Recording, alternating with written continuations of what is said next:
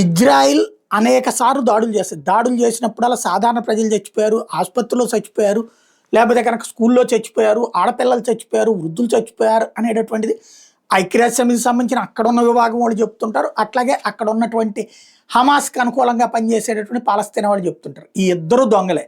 ఐక్యరాజ్య సమితి తరపున ఉన్నోళ్ళు కూడా దొంగలే. అక్కడ ఇదివరకే బయటపడింది ఆ విషయం. అక్కడ ఉన్నటువంటి వాళ్ళు అందరూ పాలస్తీనా తీవ్రవాదులు, హమాస్ తీవ్రవాదులే.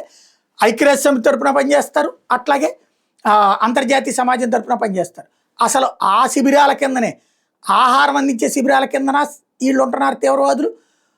ఐక్యరాజ్య సమితి సాధారణ ప్రజల భద్రత కింద పెడుతున్నారు.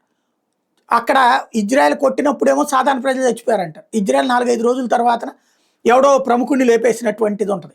ఆ ప్రముఖుడు వీళ్ళందరినీ చుట్టూ పెట్టుకున్నాడని బయటపడుతుంది. ఇప్పుడు మరొకసారి గాజా మీద అటాక్ చేసి 27 మంది చచ్చిపోయారట. అయ్యయ్యో అమాయకులు చచ్చిపోయారని దిక్కుమాలిన వార్తలు రాయడం మన దిక్కుమాలిన మీడియాకి అలవాటైపోయింది.